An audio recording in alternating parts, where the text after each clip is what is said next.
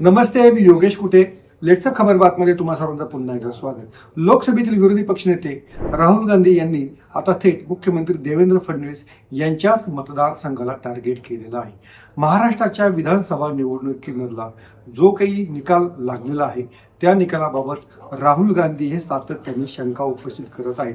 त्यांचा जो सगळ्यात महत्त्वाचा मुद्दा आहे की महाराष्ट्राच्या निवडणुकीत आणि त्याच्या आधी झालेल्या लोकसभा निवडणुकीमध्ये जी काही मतदारांची संख्या होती त्या मतदारांच्या संख्येमध्ये तब्बल 76 लाखांनी वाढ झालेली आहे.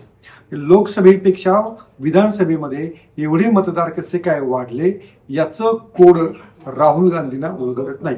राहुल गांधी यांचा दुसरा असा आक्षेप आहे की याबाबत निवडणूक आयोग व्यवस्थितरित्या विरोधी पक्षांना माहिती देत नाही. ही जी वाढलेली मतदारांची संख्या आहे ही मतदारांची संख्या व्यवस्थितरित्या पडताळणी न करता नोंदवली गेली का, ही विशिष्ट बूथवरतीच नोंदवली गेली का, ही जी मतदार संख्या वाढलेली आहे या मतदार संख्येची जी आकडेवारी आहे ती निवडणूक यंत्रणेला माहिती होती का. सगळ्यात चौथा त्यांचा मुद्दा आहे की संध्याकाळी 5 नंतर मतदारांच्या रांगा लागल्या आणि एकदम मतदारांची टक्केवारी आहे ती एकदम वाढलेली आहे, असे त्यांचे प्रमुख आक्षेप आहेत. त्यांनी जेव्हा सुरुवातीला हा आरोप केला होता, त्यांनी इंडियन एक्सप्रेसमध्ये लेख लिहिलेला होता, तेव्हा त्यांनी भाजपचे प्रदेशाध्यक्ष आणि महसूल मंत्री चंद्रशेखर बावनकुळे यांच्या कामठी या मतदारसंघाचं उदाहरण दिलेलं होतं. तर राहुल गांधी यांनी देवेंद्र फडणवीस यांचा जो नैऋत्य नागपूर म्हणजेच दक्षिण पश्चिम हा जो मतदारसंघ आहे या मतदारसंघाची निवड केलेली आहे. त्यांचं जे म्हणणं आहे की तब्बल 5 महिन्यांमध्ये 8% मतदारांची संख्या या मतदारसंघामध्ये वाढलेली आहे. आणि त्यांनी असं पण म्हटलेलं आहे की काही बूथ जे होते त्याच्यावरती 20 ते 50% ही वाढ नोंदवण्यात आलेली आहे. सगळ्यात त्यांचा जो आक्षेप आहे ही जी वाढ झालेली आहे या वाढीचा जो एक जी पडताळणी करायची असते ती पडताळणी निवडणूक यंत्रणेने केलेली नव्हती आणि त्याची कबुली ही त्या यंत्रणांमध्ये काम करणाऱ्या काही व्यक्तींनी दिलेली आहे. आता राहुल गांधी हे सातत्याने मुद्दे उपस्थित करत आहेत, त्यामुळं भाजपला जो काही एक दैदिप्यमान विजय मिळाला असं त्या पक्षाचं म्हणणं आहे त्याच्यामध्ये काहीतरी गडबड झालेली आहे, काहीतरी हेराफेरी झालेली आहे. त्यामुळंच भाजपला तब्बल 133 जागा मिळालेल्या आहेत. आता याविषयी शरद पवार बोलत नाहीत किंवा उद्धव ठाकरे देखील फारसे बोलत नाहीत, पण हा मुद्दा सातत्यानं राहुल गांधी यांनी लावून धरलेला आहे. आता इलेक्शन कमिशननं देखील त्यांच्या या मुद्द्याला अद्याप व्यवस्थितरित्या प्रत्युत्तर दिलेलं नाहीये. आता इलेक्शन कमिशननं सांगितलं तर असं कळतं आहे की तुम्ही आमच्याकडे या, आम्ही तुम्हाला व्यवस्थितपणे उत्तर देऊ. पण जो सविस्तर लेख राहुल गांधी यांनी लिहिलेला आहे त्याविषयी मात्र कसं उत्तर देणार, जाहीरपणे उत्तर देणार का, प्रेस कॉन्फरन्स घेऊन उत्तर देणार का, काही खुलाशाची नोट पाठवणार का, याविषयी मात्र इलेक्शन कमिशन अद्यापपणे बोलायला तयार नाही. दुसरा सगळ्यात जो महत्त्वाचा मुद्दा अनेकांना खटकतो आहे की हे ज्या निवडणुकीमधलं CCTV फुटेज आहे हे CCTV फुटेज 45 दिवसानंतर नष्ट करा असा आदेश निवडणूक आयोगानं का दिला. त्यामुळे देखील निवडणूक आयोगाच्या सगळ्या कारभाराकडे संशयाची सुई फिरवण्याची संधी ही विरोधकांना मिळते. खरं तर जेव्हा लोकसभेतील विरोधी पक्ष नेता असे महत्त्वाचे प्रश्न उपस्थित करतो, भले निवडणूक आयोगाला असं वाटत असेल की असं काही नाही, वारंवार हेच प्रश्न उपस्थित केले जात आहेत, पण निवडणूक आयोगानं देखील तितक्याच जोरकसपणे आपली बाजू मांडायला हवी, कारण हा निवडणुकीचा लोकशाही प्रक्रियेवरचा सवाल उपस्थित केलेला आहे आणि एका मोठ्या संविधानिक पदावरच्या व्यक्तीनं तो प्रश्न उपस्थित केलेला असल्यामुळे निवडणूक आयोगाने खरं तर त्याची गंभीरपणे दखल घ्यायला हवी होती, म्हणजे पुढचे मुद्दे उपस्थित झाले नसते. आता या सगळ्या मुद्द्यांना किंवा राहुल गांधींच्या आक्षेपांना देवेंद्र फडणवीस यांनी त्यांच्या परीनं उत्तर देण्याचा प्रयत्न केलेला आहे. ते त्यांनी काय उत्तर दिलेलं आहे ते देखील आपण यामध्ये पाहणार आहोत. पण सगळ्यांची बाब खटकते आहे की निवडणूक आयोग का नाही बोलत, निवडणूक आयोगाच्या कार्यपद्धतीवरती राहुल गांधी आक्षेप घेत आहेत, मग भाजपची मंडळी का बोलत आहेत. भाजपच्या मंडळी बोलायला पाहिजे कारण त्यांच्या विजयावर आक्षेप घेतला आहे, त्यांनी उत्तर दिलं तर ठीक आहे. हे जे सारे मूलभूत प्रश्न आहेत हे निवडणूक आयोगाला आहेत.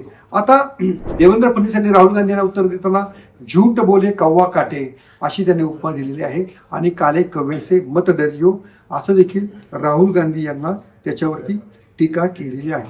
त्यांचं म्हणणं असं आहे, फक्त माझ्या एकट्याच्या मतदारसंघामध्ये अशी मतदार संख्या वाढलेली आहे का? म्हणजे 8% मतदार जर साऊथ वेस्टमध्ये वाढलेले असतील, त्यांच्या लगतचा जो मतदारसंघ आहे म्हणजे उत्तर नागपूर, त्या ठिकाणी काँग्रेसचे नितीन राऊत विजयी झालेले होते. त्या नितीन राऊतांच्या मतदारसंघामध्ये तब्बल 7% म्हणजे 29,348 मतदारांची वाढ झालेली आहे. त्यांनी पुण्यातलं देखील एक उदाहरण दिलेलं आहे आणि पुण्यातल्या वडगाव शेरी विधानसभा मतदारसंघामध्ये तब्बल 10% मतदार वाढलेले होते आणि हा जो वाढलेल्या मतदारांचा आकडा आहे तो आहे तब्बल 50,911. आणि याच्यावरती मग देवेंद्र फडणवीस प्रश्न विचारतात, या मतदारसंघामध्ये राष्ट्रवादी काँग्रेस शरद पवार पक्षाचे बापूसाहेब पठारे हे निवडून आलेले आहेत, मग त्यांच्या विजयावरती देखील तुमची शंका आहे का? दुसरा त्यांचा मुद्दा आहे, त्यांनी मालाड पश्चिमचं उदाहरण दिलेलं आहे. त्याच्यामध्ये काँग्रेसचे अस्लम शेख हे देखील विजयी झालेले आहेत आणि त्यांच्या मतदारसंघात देखील तब्बल 11% म्हणजे 38,625 इतके मतदार विधानसभा निवडणुकीमध्ये वाढलेले होते. जितेंद्र आव्हाड यांचा मुंब्रा मतदारसंघामध्ये देखील असंच घडलेलं होतं. त्यांच्या मतदारसंघामध्ये 9% म्हणजे तब्बल 46,401 इतके मतदार वाढलेले होते आणि या ठिकाणी देखील जितेंद्र आव्हाड निवडून आलेले आहेत. त्यामुळं त्यांचं म्हणणं असं होतं, देवेंद्र फडणवीस यांचं म्हणणं असं आहे की अस्लम शेख असतील, बापूसाहेब पठारे असतील, नितीन राऊत असतील, यांच्या विजयाबद्दल देखील तुम्हाला शंका आहेत का? आणि तुम्हाला तुमचा जो पराभव झालेला आहे तो पराभव तुम्हाला मान्य करण्याची तयारी नाहीये. दुसरा आणखीन त्यांनी म्हटलेलं आहे, नागपूरचं त्यांनी उदाहरण दिलेलं आहे, जो विकास ठाकरे ज्या ठिकाणी काँग्रेसचे उमेदवार निवडून आलेले होते त्या ठिकाणी देखील अशी मतदारसंख्या वाढलेली आहे. त्यामुळं देवेंद्र फडणवीस यांनी त्यांच्या परीनं उत्तर दिलेलं आहे. देवेंद्र फडणवीस यांचा दावा असा आहे की ही मतदारसंख्या वाढणं ही कोणतीही एकदम ॲब नॉर्मल अशी गोष्ट नाहीये. 2009च्या निवडणुकीच्या वेळी देखील असं घडलेलं होतं. तेव्हा लोकसभेच्या मतदारसंख्या आणि 2009च्या विधानसभेच्या मतदारसंख्येमध्ये अशीच तफावत होती, मतदार वाढलेले होते. तेव्हा देखील काँग्रेस राष्ट्रवादीने विजय मिळवलेला होता. याचा अर्थ मग काँग्रेस आणि राष्ट्रवादीचा तेव्हा जो विजय आहे तो चुकीचा होता का, तो गैरमार्गाने मिळवलेला होता का, असा साधारणपणे देवेंद्र फडणवीस आणि भाजपच्या नेत्यांचा युक्तिवाद आहे. पण सगळ्यात जो महत्त्वाचा प्रश्न आहे तो आपण आधी पण म्हटलेलं होतं की याविषयी निवडणूक आयोग का बोलत नाहीत.